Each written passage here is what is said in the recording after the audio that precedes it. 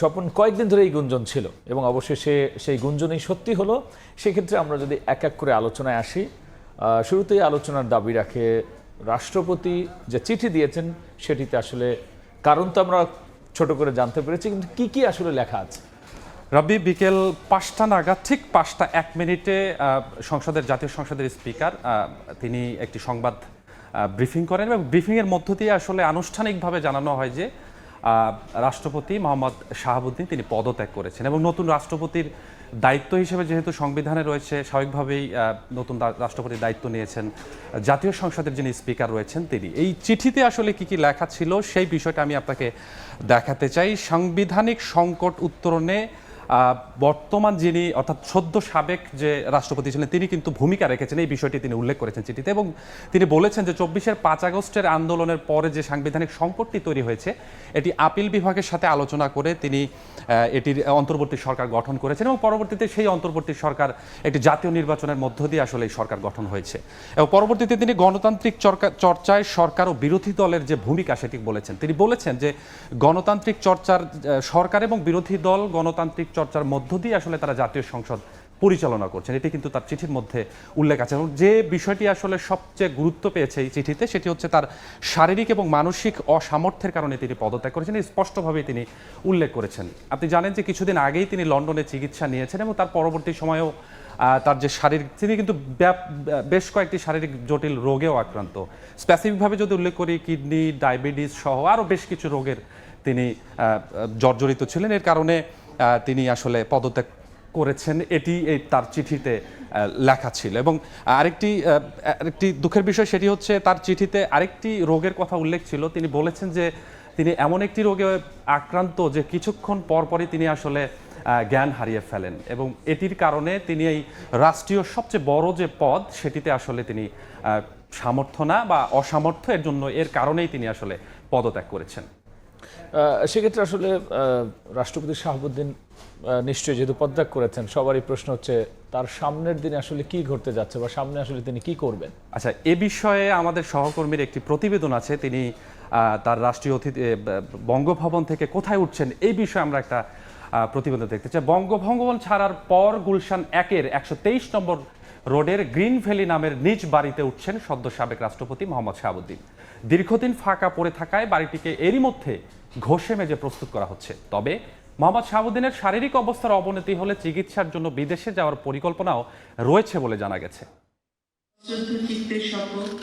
22তম রাষ্ট্রপতি হওয়ার পর বঙ্গভবনে ছিলেন মোহাম্মদ শাহাবুদ্দিন। নানা জল্পনা কল্পনার অবসান ঘটিয়ে শুক্রবার বিকেল 5টায় পদত্যাগ করেছেন তিনি। এই পদত্যাগের মধ্য দিয়ে সমাপ্তি হচ্ছে তার বঙ্গভবনের জীবনচক্র।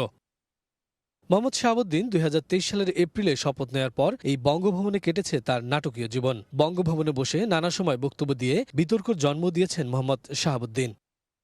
অবশেষে শারীরিক কন্ডিশনের কাছে পরাজিত হয়ে নানা রোগের সম্মুখীন হয়ে পদত্যাগ করতে বাধ্য হয়েছেন তিনি। তবে এখন সবচেয়ে বড় প্রশ্ন, রাষ্ট্রপতি পদ ছাড়ার পর কোথায় থাকবেন শাহাবুদ্দিন, কি হবে তার পরবর্তী পরিকল্পনা। নিয়ম অনুযায়ী বাসভবন ছাড়তে হচ্ছে শাহাবুদ্দিনকে। সংশ্লিষ্ট একটি দায়িত্বশীল সূত্রের দাবি, পদত্যাগের পরপরই রাজধানীর গুলশানের 123 নম্বর রোডের গ্রিন ভিলা নামে ব্যক্তিগত বাড়িতে উঠবেন সাবেক রাষ্ট্রপতি শাহাবুদ্দিন। রাষ্ট্রীয় বাসভবন বঙ্গভবন ছেড়ে ব্যক্তিগত জীবনেই ফিরবেন তিনি। আবার দেশে কিছুদিন অবস্থান করার পর স্বাস্থ্যগত কারণে চিকিৎসা ও বিশ্রামের উদ্দেশ্যে বিদেশে যাওয়ার পরিকল্পনা রয়েছে তার। তবে কোন দেশে যাবেন, কবে যাবেন কিংবা কতদিন অবস্থান করবেন এসব বিষয়ে এখনো কোনো আনুষ্ঠানিক তথ্য প্রকাশ করা হয়নি। রাষ্ট্রপতির পদত্যাগের পরবর্তী অবস্থান নিয়ে রাজনৈতিক অঙ্গন ও প্রশাসনিক মহলে চলছে নানা আলোচনা। তবে এ বিষয়ে সরকার কিংবা রাষ্ট্রপতির কার্যালয় থেকে এখন পর্যন্ত কোনো মন্তব্য পাওয়া যায়নি। শফিকুজ্জামান রুবেল, সময় সংবাদ, ঢাকা। স্বপন, সেক্ষেত্রে আমরা রিপোর্ট দেখছিলাম যে তিনি তার আগের যে বাড়ি সেই বাড়িতে উঠছেন, কিন্তু বাড়ির পাশাপাশি আরেকটা বিষয় হচ্ছে তিনি আসলে কোথায় যাবেন। আবার ইঙ্গিতও দেয়া আছে যে চিকিৎসার জন্য তিনি দেশের বাইরেও যেতে পারেন। সেক্ষেত্রে আপনার কাছে কি বক্তব্য আছে?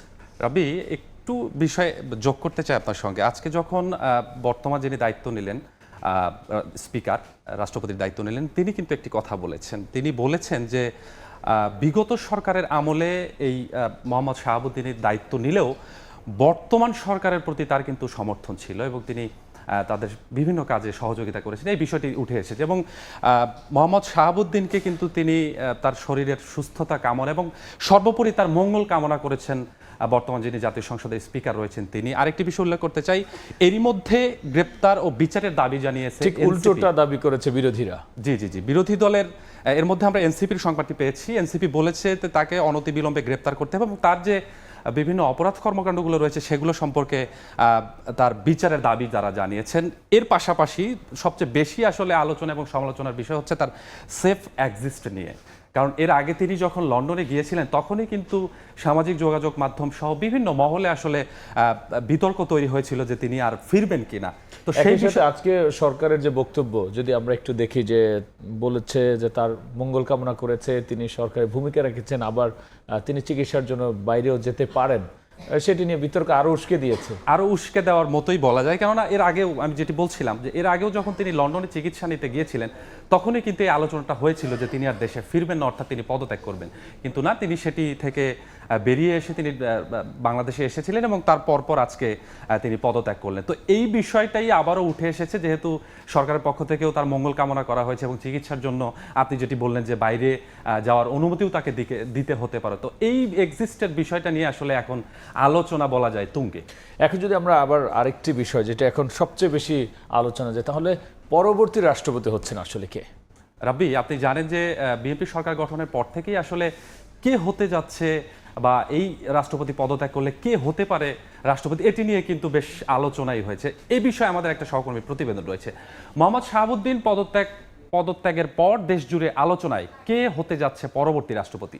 সবচেয়ে বেশি যার নাম উচ্চারিত হচ্ছে তিনি বর্ষিয়ান রাজনীতিবিদ বিএনপির মহাসচিব মির্জা ফখরুল ইসলাম আলমগীর। আলোচনায় আছেন অন্তর্বর্তী সরকারের সাবেক প্রধান উপদেষ্টা ডক্টর মোহাম্মদ ইউনূসের নামও। গুঞ্জন আছে সাবেক প্রধান বিচারপতি সৈয়দ রেফাত আহমেদ ও মন্ত্রিপরিষদ সচিব নাসিমুল গনির নিয়েও।